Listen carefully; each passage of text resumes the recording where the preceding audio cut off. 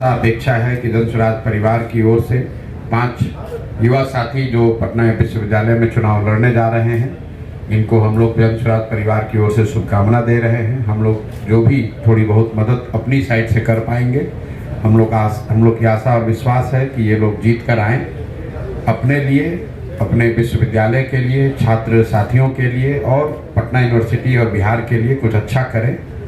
बिहार में पिछले 30-35 साल में जितने लोग भी नेतृत्व के पोजीशन में रहे हैं, कहीं ना कहीं ज़्यादातर लोग पटना विश्वविद्यालय के छात्र राजनीति से जुड़े रहे हैं। एक तरह से ये दुर्भाग्य ही है कि जिस विश्वविद्यालय ने इस राज्य के नीति निर्धारण करने वाले लोगों को बनाया है, वो लोग आज अपने ही विश्वविद्यालय को भूल गए हैं, अपने विद्यालयों को भूल गए हैं। और पटना विश्वविद्यालय की जो अभी दशा है, फिजिकल कंडीशन भी और वहाँ से निकलने वाला जो आउटपुट है, वो दोनों ही तरीके से वो बेहतर होना चाहिए। छात्र राजनीति में ये बच्चे चुनाव जीतकर पूरी यहाँ की यूनिवर्सिटी को सुधार देंगे, ऐसी बात नहीं है, क्योंकि इनका तो एक लिमिटेशन है। लेकिन ये छात्रों की भावनाओं को, उनकी आकांक्षाओं को, उनके मांगों को उठाने में एक मजबूत आवाज़ बन सकते हैं। ऐसी हम लोग की सोच है। बाकी अगर आपका कोई सवाल है तो आप कर लीजिए। मैं एक बार फिर से अपनी ओर से भी, दीनू जी जो हैं, जो जन स्वराज की ओर से, आप दरभंगा हाउस में पढ़ते हैं और आप अध्यक्ष पद के औपचारिक उम्मीदवार हैं। दानिश भाई भी दरभंगा हाउस में पढ़ते हैं और ये उपाध्यक्ष पद के उम्मीदवार हैं। रीतांबरा जी मगध महिला में पढ़ती हैं, ये जनरल सेक्रेटरी के पद पर चुनाव लड़ रही हैं। बगल में अनु यादव जी हैं, जो कि संयुक्त सचिव के पद पर चुनाव लड़ रही है, मगध महिला में पढ़ती हैं। और ब्रजेश भाई हैं, जो वाणिज्य महाविद्यालय से हैं और ये कोषाध्यक्ष के लिए चुनाव लड़ रहे हैं। ठीक है भैया। सर, पटना यूनिवर्सिटी का जो ये स्थिति है, ये जदयू इसके लिए जिम्मेवार है या आरजेडी जिम्मेवार? पटना यूनिवर्सिटी की जो स्थिति है, उसके लिए मूलतः नीतीश कुमार और भाजपा के लोग जिम्मेवार हैं। माननीय प्रधानमंत्री मोदी जी जिम्मेवार हैं, जिन्होंने इसको सेंट्रल यूनिवर्सिटी बनाने के मांग को खारिज कर दिया और खारिज करते हुए ये कहा कि हम लोग इसको इंटरनेशनल यूनिवर्सिटी बनाना चाहते हैं। तो इंटरनेशनल तो बनाया नहीं, सेंट्रल का माने नहीं, जो था उसको भी छत बिछत कर दिया। जैसा अभी अजय यादव जी बता रहे थे कि जो इंफ्रास्ट्रक्चर डेवलपमेंट के नाम पर, मेट्रो के नाम पर, डबल डेकर के नाम पर जो एक पटना विश्वविद्यालय की एक सैंक्टिटी थी, उसको भी बर्बाद। क्या आप अंदाजा कर सकते हैं कि दिल्ली विश्वविद्यालय के मेन बिल्डिंग्स को तोड़कर वहां पर मेट्रो कोई बना सकता है? वहां पर भी मेट्रो बना है, लेकिन हिंदू कॉलेज का या किरोड़ी मल कॉलेज का या रामजस की कोई बिल्डिंग तोड़ दी जाए, ये सिर्फ बिहार में ही संभव है। मुझे किसी ने बताया कि साइंस कॉलेज का एडमिनिस्ट्रेटिव डिपार्टमेंट का पूरा बिल्डिंग ही तोड़ दिया गया मेट्रो के निर्माण के लिए। ये तो इसके लिए मैं सरासर यहाँ पर नीतीश कुमार को दोषी मानता हूँ और उनके सहयोगी भाजपा को दोषी मानता हूँ। आरजेडी की सरकार तो है नहीं पिछले 15-20 साल से।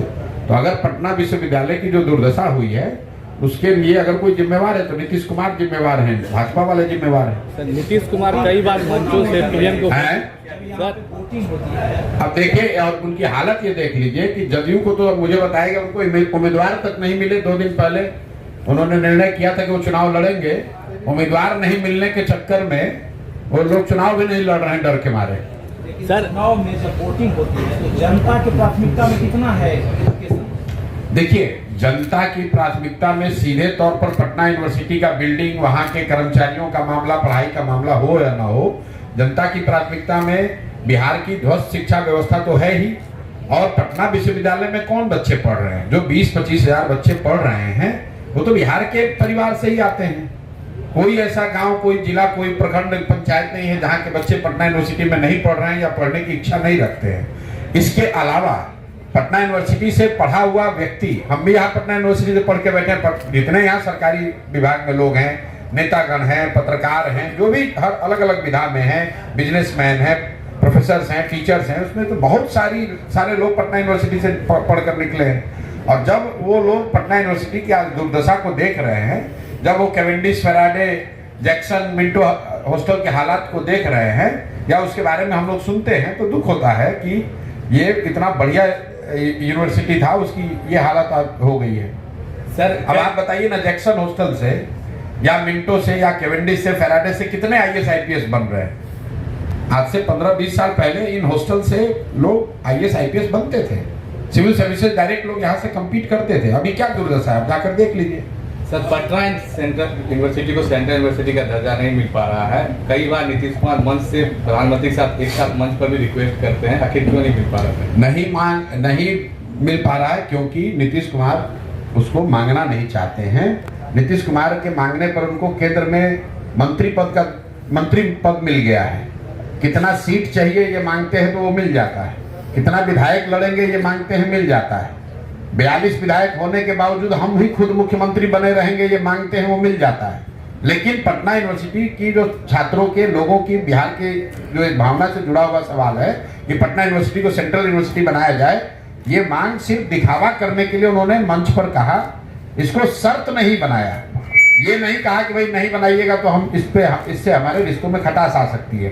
2 एमएलए का सीट अगर कम कर दे भाजपा वाला तो उसके लिए नीतीश कुमार दिल्ली जाएंगे कि भाई 2 सीट हमारा कम नहीं होना चाहिए, 1 मिनिस्ट्री कम नहीं होनी चाहिए। लेकिन पटना यूनिवर्सिटी छत बिछत हालत में है, उसके लिए कोई उनको फर्क नहीं पड़ता है। उससे भी दुखद बात यह है कि मान लीजिए सेंट्रल यूनिवर्सिटी नहीं बना तो जैसे पीएमसीएच को आप बड़ा बना रहे हैं, तो आप बिहार सरकार के पास इतना पैसा है कि खुद इनको कहना चाहिए था। जिस दिन प्रधानमंत्री ने ये मना कर दिया पब्लिकली कि हम यहाँ पर सेंट्रल यूनिवर्सिटी नहीं बनाएंगे, उसी दिन मुख्यमंत्री को कैबिनेट की बैठक बुलानी चाहिए थी और ये घोषणा करनी चाहिए थी कि बिहार सरकार अपने संसाधन से पटना यूनिवर्सिटी को सेंट्रल यूनिवर्सिटी से भी अच्छा बनाकर देगी।